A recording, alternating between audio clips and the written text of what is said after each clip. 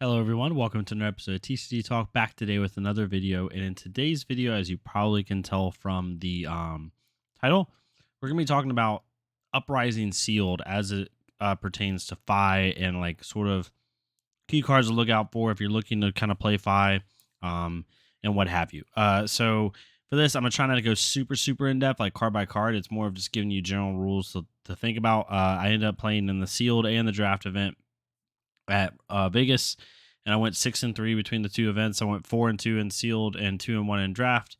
So pretty decent record. Definitely, gave one game away to be honest. But overall, super happy considering it was the first time I've ever seen the cards, and both times I forced Fi hard. Especially the second time, which is this sealed pool, or this draft pool that you see right here. So this is a picture of my draft pool. I did not take a picture of my sealed pool. I actually accidentally left my freaking deck box, or like a little mini deck box with all my sealed cards in it at the event. Super upset about that. Luckily there was no like majestics or anything. I put everything in my trade binder, but all like the commons and stuff were there. So somebody got a free stack of 60 Uprising cards with a deck box. Anyway, this was my draft pool. Kind of went through it, kind of just going through it really quick. I got 2 Brand with Cinder Claws, obviously a 3 Phoenix Flames that you get no matter what. 2 yellow Rebellious Rushes, a Cinder Skin Devotion, Rising Resentment, Scar for a Scar, another Brand with Cinder Claw. I ran 10 blues total. A couple of them were not Draconic or Ninja attacks, but I tried to run 10 blues because I was running 2 yellow Rebellious Rushes and 3 or 4 red Rebellious Rushes. I didn't get a whole lot of great like rupture cards or like draconic cards, so I kind of went with like just pushing a lot of damage. So since I had 4 6 2 cost attacks in my deck, I decided to run 10 blues just to make sure I had enough resources, and it actually worked out pretty well because being able to play like Rebellious Rush and or Ember Blade for 8 damage total off 4 resources and still have 1 left over to go get your Phoenix Flame and Arsenal it was pretty nice. I ended up getting some of the key cards like 1 Flame Call Awakening, 1 Rise from the Ashes, 1 Ronin Renegade, and 1 Inflame. I got Inflame, Rise from the Ashes, and Flame Call Awakening, at least 1 of each of them. I would have rather gotten 2 because it would have helped me, be able to go get flames quicker. But overall, not too bad. And then I got Lava Burst and Breaking Point, some decent rupture cards. Not like the really big swing ones like Red Hot or Rise Up, but they are pretty decent. So that was my pool. I went 2-1 with it. Not too shabby, to be honest with you. Kind of going and looking at key cards, right? So we're kind of talking about Fi. Um, One of the biggest things when it comes to Fi, right, is making sure that you have. I think the 2 most important pools, like yesterday in the Fi, in the or like how to play Fi video that I put out 2 days ago, which go check that out if you want. Kind of talked about like key pools of cards for Fi. You have rupture cards, you have go get your flame cards like Flame Call Awakening and Inflame, you have go again cards, and then you have go again with on hit effect cards, right? Those are kind of like the 4 pools.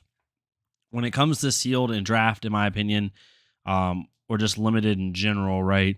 You want to try to go get the go again with effect cards and the go again cards and your core. And then to really make Fi good, you want to get the cards that go get flames with like 1 or 2 rupture cards. But your core is your go again and go again with on hit effect cards, right? Um, Kind of showing that and kind of going into it, right? We'll get rid of this for a second. So like your core, right? Your first set of core cards that you want to have, no matter what, in my opinion, for any limited is these. So Rebellious Rush, Ronin Renegade, and Dust Runner Outlaw. There's 2 ways you can approach drafting. These are what make a good Fi deck, right? Because you have this go wide mentality, being able to play Draconic Chain Links to fuel Ember Blade, and really be able to present a lot of damage to your opponent. Then you have to go again with on hit effect cards like Mounting Anger, Rising Resentment, and Soaring Strike, right? These kind of like really make your deck move.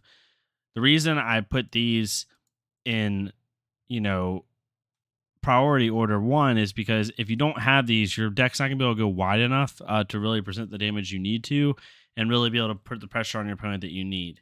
Now, having said that, when it comes to how you draft, right, those are what you're eventually going to need to have a good Fi deck. However, the draconic actions like rupture cards are really what you want to look for first.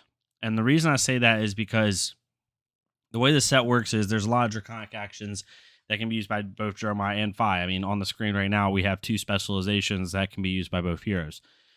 So drawing draconic actions first, like, so if you're doing, especially if in sealed, it doesn't matter, you get what you get, right? But from a draft perspective, having those draconic actions, drafting them first is really important, right? So, um, from a draft perspective, you want to be going after these cards first because worst case scenario, you can then pivot into Dromai if you feel like you're not getting a strong enough 5 pool. Um, and they can just be used by both heroes and really be able to make you a little bit more flexible. So in pack one, right, as you're passing around the first set of packs, I would focus more on really good draconic actions, right? And then when you get into pack 2 and 3, right, then you can decide, am I going to go Fi or Dromai? And if you really want to go Fi, that's when you start looking for these cards: the Mounting Anger, Rising Resentment, and Soaring Strike, as well as Rebellious Rush, Ronin Renegade, and Dust Runner Outlaw. And then your additives, right, are kind of the Flame Call, Awakening, Inflame, and Rise from the Ashes, right? So look at your Rupture Draconic cards first. And then it kind of goes in tiers of go again with on hit effects, go again cards, and then go get your flame cards. Go get your flame cards are really nice to have, and they really make a difference, especially Rise from the Ashes in draft. But overall, you want to have that go again. You want to be able to use the core of these in your deck to be able to fuel your turns. And then the on hit effects help with cost reduction. They help with buffing your attacks. They help with a bunch of different stuff. So really good for that. The one card that's not on here in like these buckets is Brand with Cinderclaw, which is also really good. That would be in the go again bucket, right? It does have an effect of the next card you play is now a draconic. Um, so you can play stuff like Scar for a Scar and it will count as a draconic chain link. So that's really good. Um, but yeah, overall, in sealed, it's a little bit more difficult. Like when you draft, you draft, right? Like, or when you have sealed, you have sealed. You get 6 packs, and like what you get is what you get.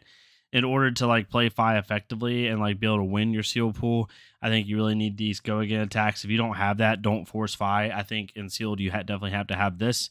Whereas in draft, you're really going to talk about your first. You're going to go try to get your rupture cards like this.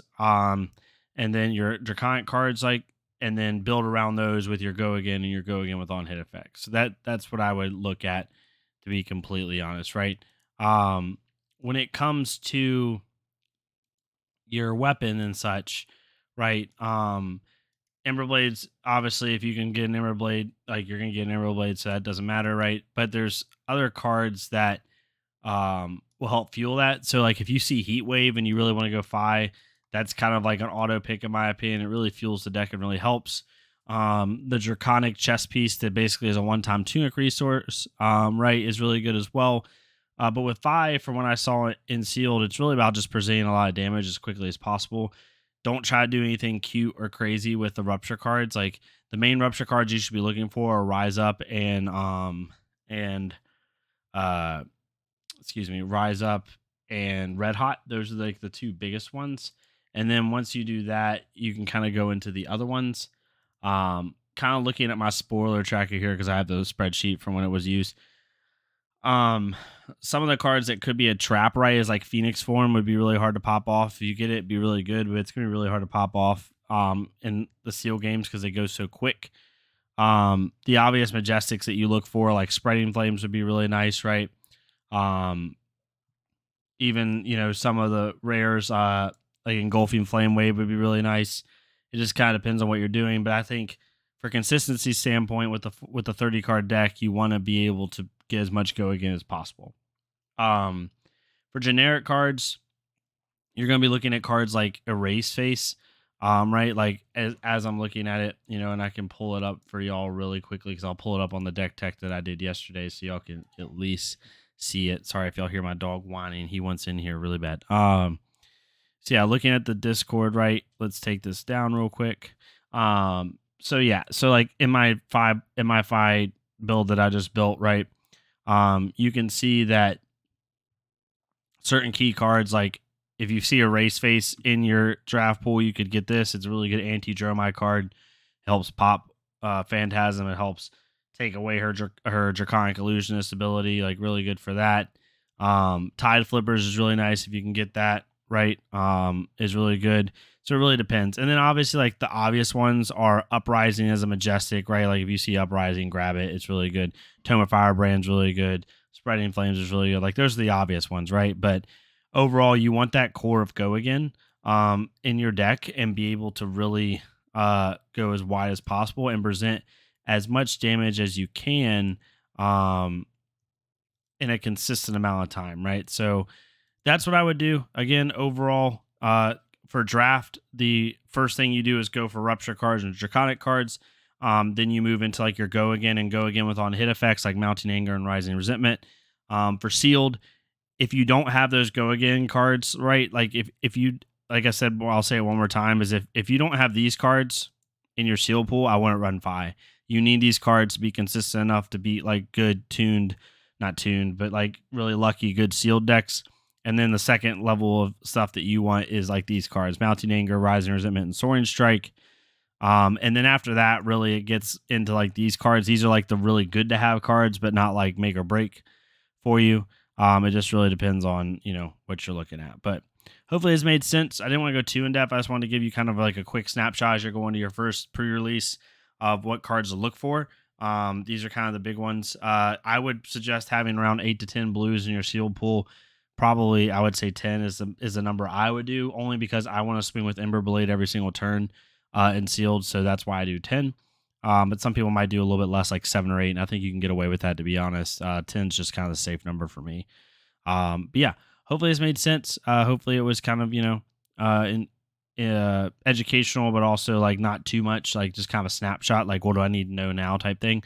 So if you like it, please leave a like, comment, subscribe. If not me, go to our Flesh Blood Career, do the same thing for them so we can get more people seeing this game. And I'll see y'all next time on TCG Talk. Thank y'all so much.